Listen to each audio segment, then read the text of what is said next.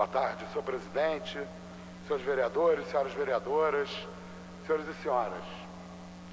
Apesar da opinião do ministro do STF, Aires Brito, que considera que a questão da maioridade penal é uma cláusula pétrea da Constituição e que não poderia ser modificada, nem mesmo por proposta de emenda constitucional.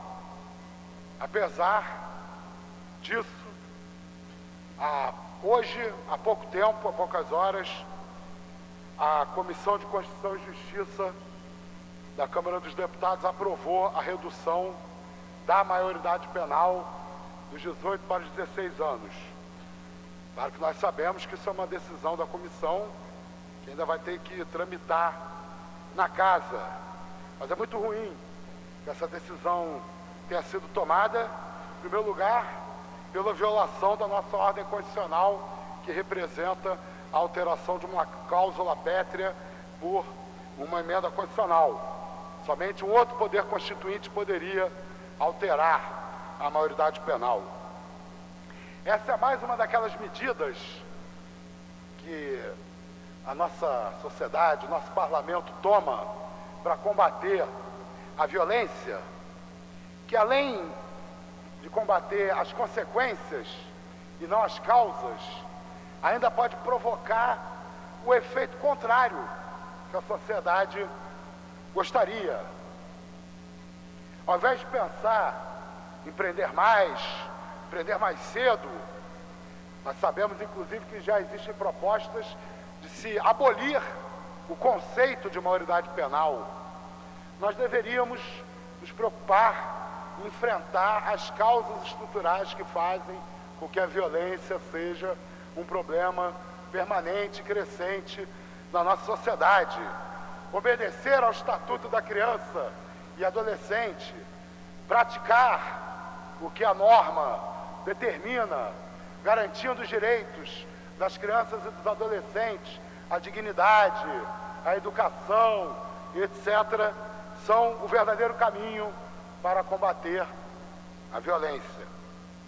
Mas, como se já não tivesse provas suficientes, ano passado mesmo eu estava aqui analisando o anuário estatístico sobre violência no Brasil, mostrando claramente como que o crescimento do encarceramento nos últimos 20 anos, muitas vezes superior ao crescimento da população, como que as execuções extrajudiciais, que fazem do Brasil campeão dos homicídios praticados por agentes do Estado, nada disso diminui os índices de violência. Mas a sociedade prefere trilhar o caminho de supostamente combater as consequências. Porque, na verdade, a sociedade está dando um tiro no pé. Muitas pessoas que defendem a redução da maioridade penal, por exemplo, não sabem que hoje, segundo o Ministério da Justiça, menos de 1% dos crimes praticados no Brasil são praticados por crianças e adolescentes, são praticados por pessoas com menos de 18 anos. Também parecem, pois não, a parte para o vereador César Maia. Vou agregar apenas um ponto. Esse sistema prisional recebendo menores, isso seria uma espécie de chacina sexual, chacina pessoal. Esse sistema prisional não tem nenhuma condição de absorver menores dentro dele, pelo amor de Deus. Muito obrigado, vereador César Maia. Era exatamente esse ponto que eu ia tocar agora.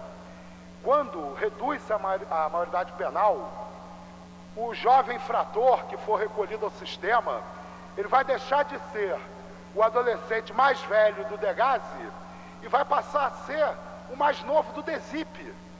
Vai sair de uma instituição que tem inúmeros problemas, que comete abusos, mas que tem 20% de reincidência, para uma instituição em que tem mais de 70% da reincidência.